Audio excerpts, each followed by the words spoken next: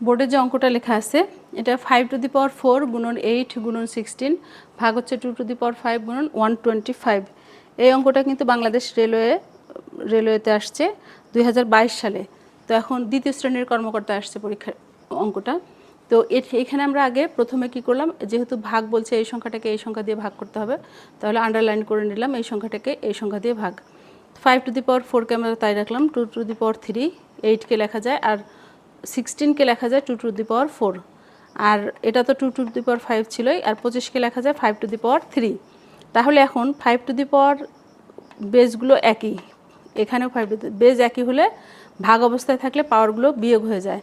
তাহলে 5 to the power 4 minus 3, আর 2 to the power 3, 2 to the power 4 এই দুটো কী হয়, বেজ একই ছিল, তাহলে লেখা যায় 2 টু দি পাওয়ার 3 প্লাস 4। আর এই যে যেটা এটা বিয়োগ অবস্থায় ছিল সে কারণে লেখা যায় 2 to the power 3 plus 4 minus 5। তাহলে এখানে 5 টু দি পাওয়ার এই 4 থেকে 3 বাদ দিলে 1, 5 টু দি পাওয়ার 1, আর এখানেও 3 আর 4 7 বিয়োগ হচ্ছে 5। তার মানে 7 থেকে 5 বাদ দিলে 2, 2 টু দি পাওয়ার 2। তাহলে এখানে 5 কে 5 আর 2 দুগুণে 4, 4 5 20 হচ্ছে এটার আনসার।